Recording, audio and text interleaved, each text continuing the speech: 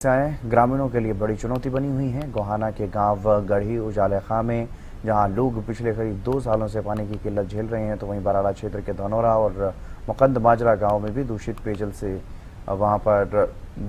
की सप्लाई से लोग परेशान हैं। शिकायतों और मांगों के बावजूद ग्रामीणों को अब तक राहत नहीं मिल पाई। रिपोर्ट आप देखिए।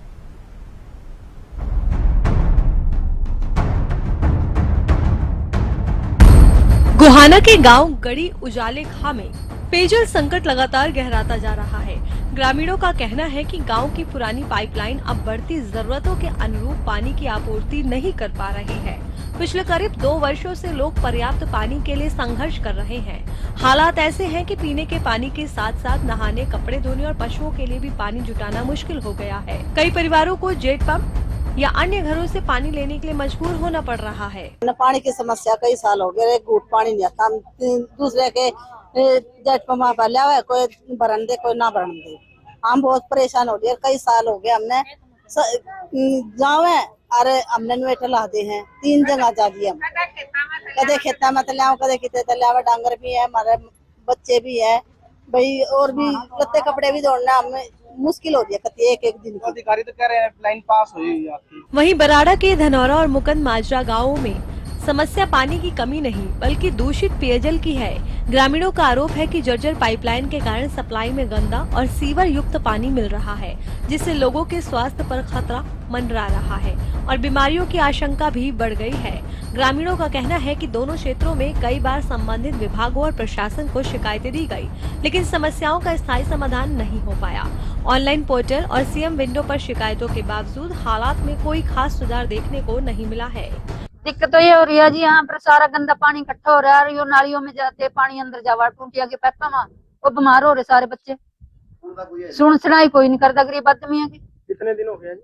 इन तो बहुत दिन हो गए जी, बहुत टाइम हो गया। 2-3 बारी कंप्लेंट करवा दी गाँव वाले ने, कोई सुनाई नहीं करता। समस्या जी आपकी? समस्या ये जी, ये पानी ना जी, सारी पाइपलाइन टूट रही और हमने कई बार इनकी एप्लीकेशन भी दे दी जी, कोई सुनाई नहीं है जिसकी। और ऐसे हवा टंका लाजा फिर टूट रहा है बस ऐसे, या कभी ना बंद हुआ ना हुआ।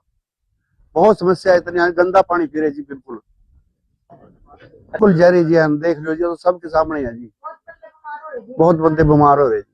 आपने इस संबंध में कहीं शिकायत की, मांग की? करी है जी, हाँ। इसके वहां भी लगाई थी, अपने सीएम विंडोवा भी लगाई थी जी। कोई हल निकला जी? ना जी, आएगा साइन करा लें जी, हम कर देंगे जी। और मान ले आवांगे, कह दें जब तो हम कर देंगे जी, हम महीने के 2 महीने के बाद हम इस एप्लीकेशन पे साइन कर दो। कोई किसी बात करा लें जिसको पता नहीं होता है जी।